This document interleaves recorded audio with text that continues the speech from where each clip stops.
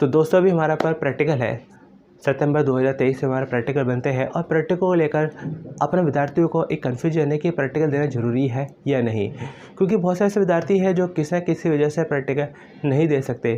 तो अगर ऐसे में अगर प्रैक्टिकल हम देते हैं या नहीं देते हैं तो हमारे आने वाले रिजल्ट पर इसका क्या असर होगा।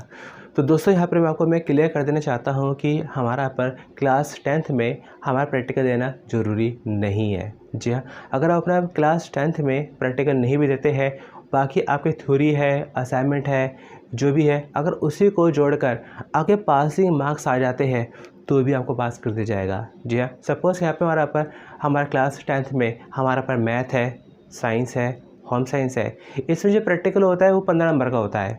अगर आप 15 नंबर का नहीं देते हैं, अब बाकी 85 नंबर की आपकी थ्योरी बनती है, असाइनमेंट वगैरह बनते हैं और 85 नंबर की आप जो थ्योरी देते हैं उसी से अगर आपके अपना 33 ये ऐसे ज़्यादा आ जाते हैं तो भी आपको पास कर दिया जाएगा।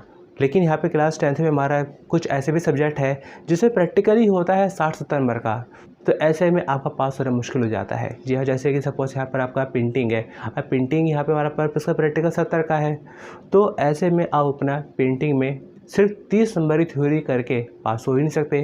तो यहाँ पे हमारा पर क्लास 10th में हमारा कुछ सब्जेक्ट ऐसे हैं कि अगर आप अपना उसमें प्रैक्टिकल नहीं देते हैं तो ऐसे में पास होना आपका मुश्किल हो जाता है, क्योंकि यहाँ पे अपना बाकी जो हमारी थ्योरी बनती है जो कि लगभग 30-40 की बनती है और उन 30-40 नंबर की थ्योरी का एग्ज़ाम देके 33 नंबर लाना बहुत मुश्किल है। इसलिए क्या है कि आप अपना क्लास 10th में अपना होम साइंस है, आपका अपना मैथ है, आपका अपना साइंस है, तो इसमें तो अपना प्रैक्टिकल अगर नहीं भी देंगे तो भी आप अपना थ्योरी से अपना पास हो सकते हैं, लेकिन बाकी में प्रैक्टिकल देना ज़रूरी हो जाएगा। तो कुल मिला के क्लास 10th में प्रैक्टिकल देना ज़रूरी नहीं है, लेकिन कुछ सब्जेक्ट में प्रैक्टिकल दिए बिना पास हो ही नहीं सकते। लेकिन यहाँ पर मैं अब बात करना चाहता हूँ क्लास 12th की।